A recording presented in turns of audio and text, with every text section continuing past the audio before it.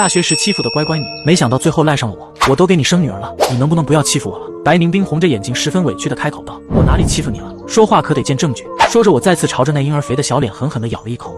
此刻白宁冰更委屈了，两只眼睛水汪汪的，我见犹怜。她越是这个样子，我越是忍不住欺负她。长江大学开学日，烈日炎炎，8月份的天气依旧十分火辣。不少刚从高中踏入大学的大一新生正好奇地打量着这所谓的大学校园。一路上，少年们正开心地和身旁的同伴分享着假期中的八卦。偶尔见一个漂亮的学姐或学妹从身旁走过时，那声音明显大了几分。初入校园的小姑娘此刻还未完全褪去年少时的青涩，十分害羞地跟在家长后面，好看的眸子不断地打量着周围形形色色的人们。这时，一辆红色的法拉利突然闯入这熙熙攘攘的人群，高档流畅的外观加上那引擎的咆哮声，引得周围人频频回头。诺诺，快看，是跑车！一旁的小女生兴奋地对着一旁的同伴说道。身旁粉色裙子的小姑娘摘掉脸上的墨镜，呆呆地看着已经走远的跑车。准确的来说，应该是看着跑车上异常帅气的男人。周遭还有不少的大学生在聊着刚才跑车车主的八卦。哇，这就是方圆，方学长吧？好帅啊！一旁传来不少小女生的尖叫声。炫酷的跑车开到男生宿舍楼下，一个帅气的漂移停在了下面。这么着急找我来干嘛？打开车门，我一脸不爽，对着面前的人语气不满地说着：“不是我急，班导正满世界找你呢。”张虎站在车前，有些着急地说着：“好了，知道了。”将车停好，我有些无奈地朝着办公楼走去。看来今天怕是得委屈自己在食堂里吃一顿了。时间很快来到中午，学校内食堂异常的爆满，有不少家长们想尝一尝学校里的饭菜。餐厅窗口前，要什么？同学。窗口的大妈热情地招呼着面前好看的小姑娘。小姑娘明显有些害羞，犹豫了好一会才结结巴巴地开口：“帮我打份青菜，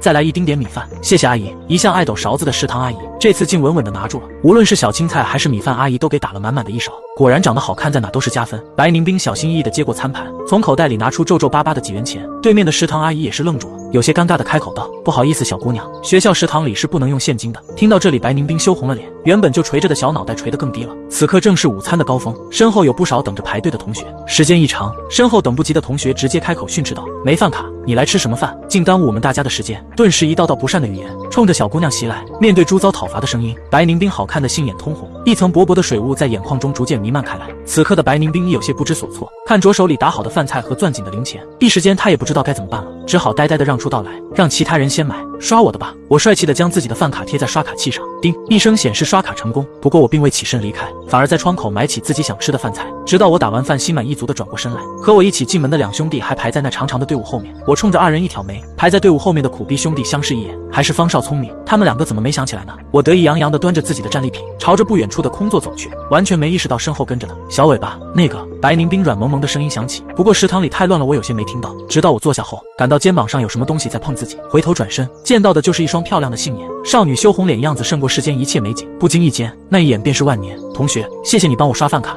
这是还你的钱。由于太紧张，白宁冰说话都有些结巴，面前粉嫩的小手中攥着几张颇有些褶皱的纸币。我迎着笑脸开口道：“不用了，同学，我打饭打得那么快，还得多亏你呢。若不是那长长的刘海遮住了女孩一大半的脸，此刻不知会引来多少男大学生的关注。这等颜值已经超过了往届好几人校花了。若不是我抬着头同少女讲话，定也不会发现诸多普通人中竟藏着这样一位宝藏。”略微打量身前的女生，上身穿着的白色 T 恤，不过从那褶皱的领口足以看出，这件 T 恤穿了好久了。下半身的牛仔裤也洗到发白了，还有那一双平平无奇的小白鞋，虽然很廉价，但少女将它们洗得很干净，隐隐约约还有一股好闻的桂花香味，一看就知道女孩家庭状况不是很好。一向无赖的我难得善良一回，可对面的小女生却十分的固执，像是我不收下钱，她就一直举着，先坐下来吃饭，你吃完饭我就把钱收了。面前白宁冰绝美的小脸上尽显纠结，以至于好看的小眉毛都皱在一起了。我没再理她，转过身来开始干饭。十几秒后，对面的桌子上传来放餐盘的声音。对付这种乖乖女，我这种无赖有的是办法。餐桌上，白宁冰餐盘中的饭菜和我形成了鲜明的对比。我点了3个自己稍微还能咽下去的菜，一道红烧肉，一道辣子鸡丁，还有一个大鸡腿。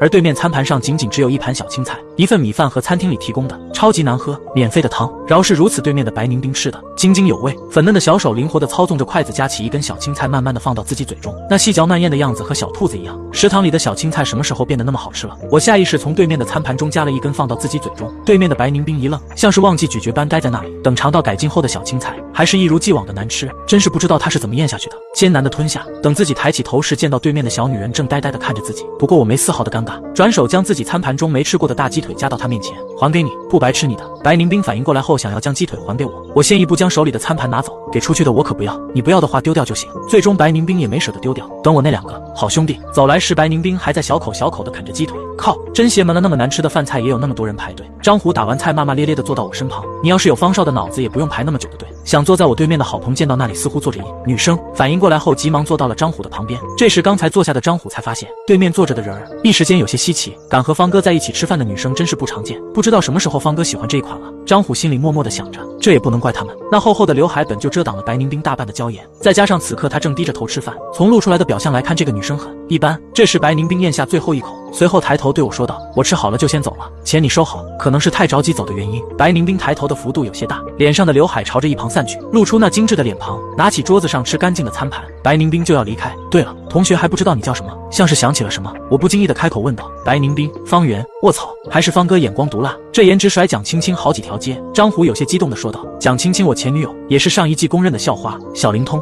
明天之前我要她的全部信息。”我对着一旁的好朋开口说道：“往常像这种乖乖女，我绝对是不会去祸害人家的。不过这一次白宁冰倒是给了我一种浪子上岸的感觉。”到了晚上，女生315寝室，忙了一整天的白宁冰在默默地整理着自己的衣物，一旁的3位室友早已打成了一片，在那讨论着自己从家里带来的好东西。诺诺，这是刚发布的那款 LV 包包吗？我看了好久，一直没舍得买。短发的小女生对着一旁穿着粉色裙子的小姑娘一脸兴奋地说着：“还好了，一款包包而已，喜欢就买了。”粉色裙子的小姑娘一脸无所谓地回应着。就在这时，有道刺激的气味传到3人鼻中，什么味道？好难闻呀！粉色裙子的小姑娘突然开口道。其他人不约而同地朝着白宁冰手中看去，他们也早早地注意到了这位好看的有些过分的室友。为了整理东西方便，白宁冰熟练度将自己的头发扎成了一个丸子头，大家也见到了那所谓的真容，只是发现他不怎么爱说话，就算有意的主动找他说话，没说了2句他就又把头低下了。罐子里的咸菜是出发上学时奶奶特地熬夜为自己做的，由于天气太热，白宁冰怕放到罐子里给放坏了，这才打开看了看，不曾想引来了这样一场闹剧。意识到了自己行为的不妥，白宁冰急忙将咸菜罐子盖上，味道确实算不上好闻，但却是小姑娘最喜欢吃的东西。可能是白宁冰太慌张了，也可能是盖盖子的幅度有些大，塑料袋上的几缕菜汁不小心溅到那极为漂亮的粉色公主裙上，周围一片寂静，所有人大气都不敢喘一声，直到没长眼睛吗？这可是我最好看的一件裙子，今天开学特意穿出来的。粉色裙子的小姑娘有些气恼地吼了出来，几缕浅黄色的彩质在粉色的公主裙上还是十分显眼的。意识到了自己犯的错误，白宁冰急忙从桌子上拿出卫生纸想要给她擦干净，不曾想粉色裙子的小姑娘嫌弃地躲开，别拿你那脏手碰我。白宁冰手足无措地站在那，一时间不知道怎么办。等回过神来，白宁冰红着眼从口袋里掏出已十分破旧的钱包，将里面的钱全拿出来递到少女眼前。我不是故意的，我把钱全都赔给你，对不起。虽然从没见过那么好看的小裙子，但白宁冰也知道它一定很贵，可口袋里这已经是上学出来她身上全部的钱了，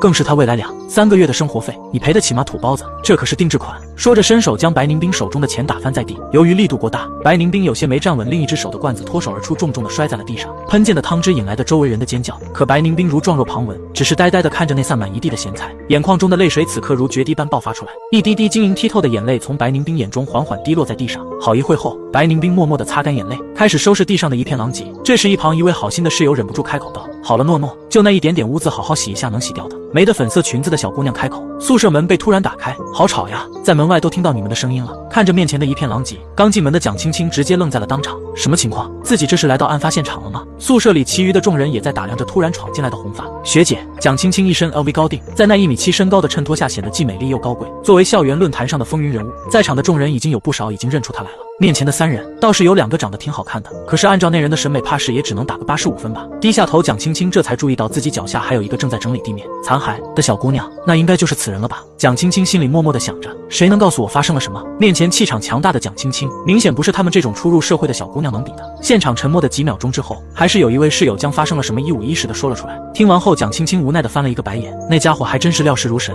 从自己挎包里拿出1摞钱放在桌子上，随后对着那名穿粉色裙子的女孩开口道：“这些钱能买你2条裙子了吧？现在立刻给她道歉。”对上蒋青青那双淡漠的眼睛，女人一身名牌，好看的瓜子脸配上那红色的大波浪，一时间让粉色裙子的小姑娘没有了任何骄傲的资本。长大比你好看，还比你有钱，你还凭什么在人家面前那么骄傲？最后，粉色裙子的小姑娘对着地上正在捡咸菜的白宁冰小声地说了声对不起。蒋青青也是点到为止，这毕竟是人家寝室的矛盾，自己也不好干预太多，更多的是怕未来白宁冰在寝室里受欺负，蹲下身子好奇地打量着面前正在捡咸菜的小姑娘。你好，我叫蒋青青。白宁冰早就注意到了这个长得很好看的大姐姐，从她掏钱的那一刻，白宁冰就想开口阻止，不过被蒋青青一个小眼神给吓了回去。学姐好，我叫白宁冰，欠你的钱我会尽快还给你的。小姑娘由于情绪太激动，现在说话还有些一抽一抽的，这个倒不急，不还也没事。那是。看着被白宁冰收到袋子里的咸菜，蒋青青好奇地问道。从小在城市里长大的蒋青青可没见过这稀罕玩意，这是奶奶给我做的咸菜。白宁冰小声地回答道。还没等她说完，好奇宝宝直接从袋子里拿了一个放到嘴里，白宁冰想阻止都来不及，只能在一旁着急地跺着小脚。还不忘催促着学姐赶快吐出来。面前好看呆萌的小学妹一时间让她好感大伤。好了，学姐不逗你了，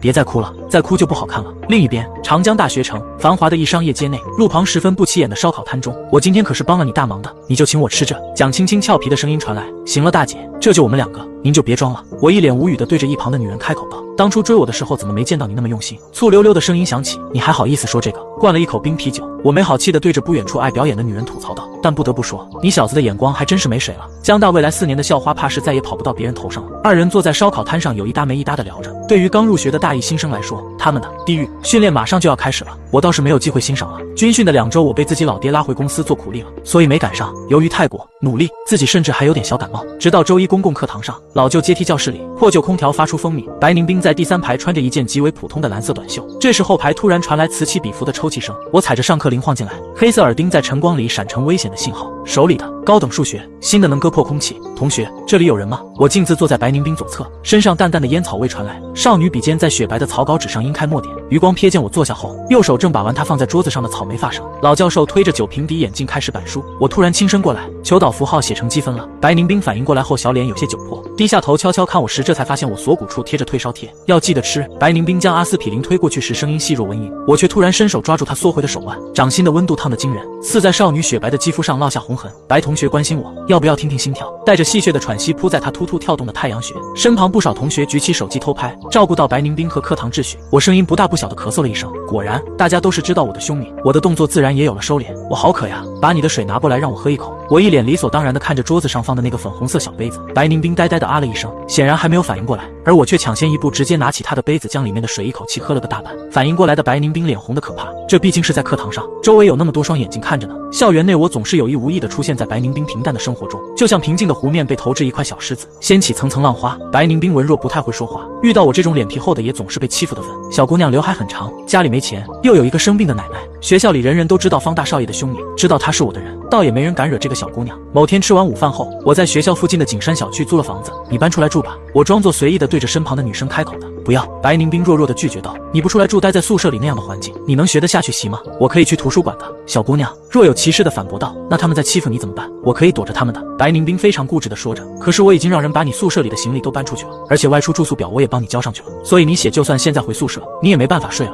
我无奈的一摊手，率先朝着前面走去。正当我一脸得意时，身后传来白宁冰有些哽咽的声音，方圆，你不能看我好欺负，就那么欺负人啊？我都没同意，你就把我的东西拿走了。好啦，不要哭了，跟个小花猫似的，哭多了眼睛就不好看了。走，先去看看我们的新家吧，保准让你满意。我连骗带惊后的拉着白宁冰的手，朝着不远处的景山小区走去。一路上只剩下的傍晚的余晖被徐徐微风吹过。我们的家吗？白宁冰口中突然吐出了几个字，只是声音太小了，我没听清。收拾好新家，我转头看向沙发上正在吃橘子的女人，我这算包养你了吧？白宁冰两颊塞得满满的，可爱极了。小姑娘明显没反应过来，呆呆的啊了一声。晚上去哪吃饭？此刻我心情大好，语气随意的问道。晚上，白宁冰呆呆的，像是在组织语言。快放假了，晚上班里的老师组织聚会。聚会？为什么没人告诉我？为什么要告诉你？白宁冰有些小迷糊，自己班里组织聚会，为什么要告诉他？一脸郁闷的从小区里出来，我突然觉得这是个好机会，拿起自己的手机，一道道电话打过去。一张无形的大网正在慢慢的织成。晚上我兴致勃勃的开车在教学楼下面等着白宁冰。没多久，小姑娘穿后衣服走下来，她本身就不怎么化妆，可今天为什么那么慢呢？看到她身后的那位，我瞬间就明白了过来。你跟着干什么去？我一脸客气的开口。我还想说你呢，你跟着干嘛？蒋青青没好气的回对道。上车。我对着一旁的白宁冰开口道。白宁冰看着一旁的蒋青青有些犹豫。这时蒋青青突然走到我这边，拉开车门将我拽了下去，反手对着白宁冰招呼道，快走宁冰，我开车带你去。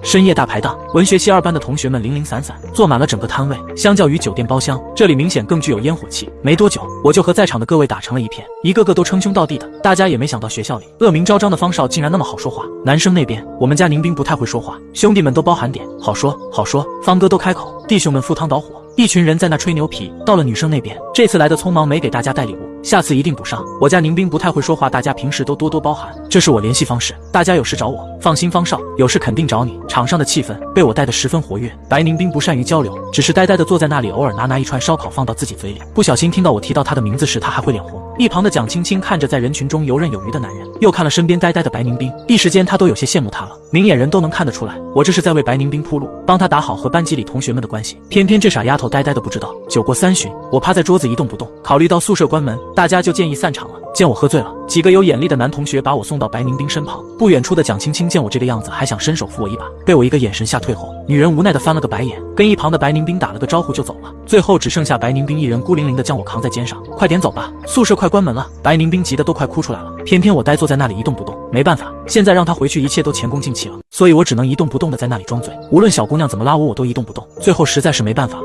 白宁冰趴在我身下想要背着我，我忽然拉住她小手，我有些渴了，你去帮我买瓶水，快走吧，好不好？回学校再喝水。白宁冰柔柔弱弱的反抗道。没等她话说完，我直接躺在公共躺椅上。正当我好奇怎么没动静的时候，忽然听到白宁冰小声抽泣的声音。好了，别哭了，就算现在回去宿舍也都关门了。一边说着，我伸手打了一辆车，随后拉着白宁冰的小手一起上了车。这是去哪？白宁冰有些不明所以道，开口道。到了你就知道了。我装作晕乎乎的样子，也没有过多的解释。酒店门口，我晃晃荡荡的朝里面走去。白宁冰紧张到拉着我的衣摆，他虽然有些呆，但并不傻。走到门口前，说什么也不愿意进去。你不进去，今晚住呢？在我的威逼利诱下，白宁冰红着脸跟在我后面进到里面。你先去洗澡吧。一身味儿，我指着浴室开口说道。白宁冰呆呆地闻了闻自己身上，好像还真有点味。正当我脑海中想象着美女出浴图呢，白宁冰洗完澡又穿上自己原本的衣服出来。没办法，小女人的思想有些保守。见我还躺在床上，白宁冰好看的杏眼有些疑惑。你怎么还不走呀？我去哪啊？宿舍都关门了。我一本正经地回答道。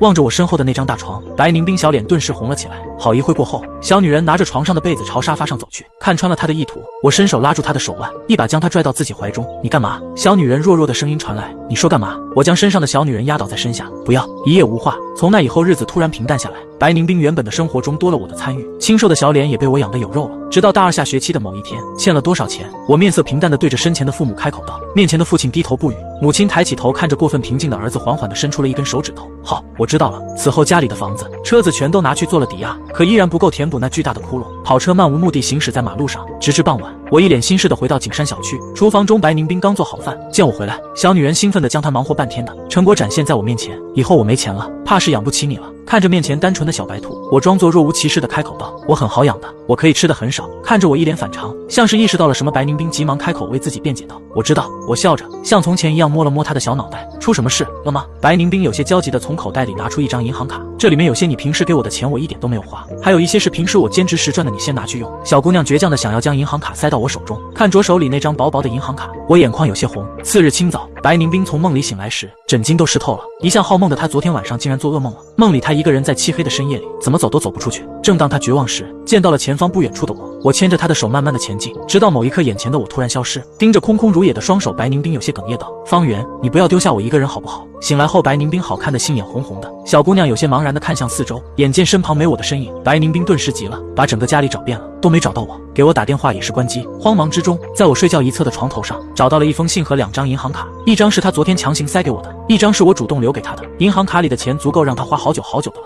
看完信，白宁冰眼中眼泪无声的落地，好看的眸子中水雾弥漫，胸口传来阵阵恶心的感觉。白宁冰一个没忍住，趴在地上干呕了起来。3年后，从那以后，我为了还债，什么样的工作都干过。为了钱，我开始变得什么都不在乎。岁月的痕迹终将抹平了少年的棱角。后来我才知道，白宁冰在我退学后换了专业，从文学系改到了舞蹈系。小姑娘脸上再也没有了那长长的刘海，换成了光滑整洁的额头。因为她抬起了头，变得敢于交流，也不再自卑了。毕业后，白宁冰因专业扎实肯吃苦，外貌条件也是极好，短短半年就成了火遍大江南北的著名话剧、舞剧演员。舍得回来了。是啊，舍得回来了。知道这些年他找你找得多辛苦吗？我朝嘴里猛灌了一口啤酒。是我对不起他，既然对不起他，等他来了你自己和他说。蒋青青一脸坏笑地说着。我刚想起身离开，但又似想到了什么，淡淡的摇了摇头。没多久，门口出现白宁冰风尘仆仆的身影。知道我找了你多久吗？白宁冰眼角微微泛红，语气哽咽地开口道。一向脸皮够厚的我此刻有些不敢直视曾经那双温柔的眼睛。这些年来，我当然知道白宁冰满世界的找我，我自然一直躲着他，直到最近将身上的债务还清了，我才敢出现在他面前。见我不说话，白宁冰拉着我的手朝不远处的豪车走去。另一边，宝贝女儿，干妈只能为你做那么多了。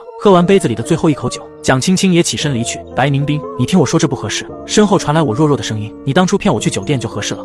豪车上，随着车辆的驶离，周围的景色如车水马龙般从我眼中闪过。此刻坐在副驾驶中的我，心里没由来的安静了下来，闻着身旁那依然熟悉的桂花香味儿。此刻世间的一切倒显得都没那么重要了。车子最终停在了一个比较高档的小区。下车后，白宁冰将手中的钥匙扔给了一旁的保安，保安恭敬地接了过来，老老实实的去停车了。我也没问白宁冰带我去哪，我只是一味地跟在他后面，就像年少时跟在我后面十分腼腆的小姑娘一样。直到走到一扇门前，白宁冰停了下来，拿出钥匙打开了门。市中心200多平的大平层，可是要好多钱的。进门后，白宁冰回头对我做了个嘘嘘的动作。女儿睡着了，我们轻点，不要把她吵醒了。女儿。听到这，我心里一阵没由来的失落，这不合适吧？要不我还是先回去吧。晚上去别人家确实有些不太合适，而且她还有了孩子，说不定她老公也在里面。刚将拖鞋递到我面前，白宁冰抬头对上我那双有些慌张眸子。这一次命运的齿轮发生旋转，白宁冰拉着我的手朝着里面走去，进到他的卧室。房间很干净，布置的也很温馨，整个房间内隐隐约约充斥着淡淡的桂花香味，和他主人身上的味道一样。将我丢到卧室，从柜子里拿了套睡衣进了浴室。没多久，里面就传来哗哗的流水声。我坐在床边上如坐针毡。从浴室里出来，白宁冰只穿了一层薄薄的睡衣，熟悉的桂花香味瞬间充斥着我鼻尖，小腹一团血火瞬间涌了上来。我深吸一口气，想要把这股冲动给压下去，偏偏这时白宁冰不知死活的凑到我身前，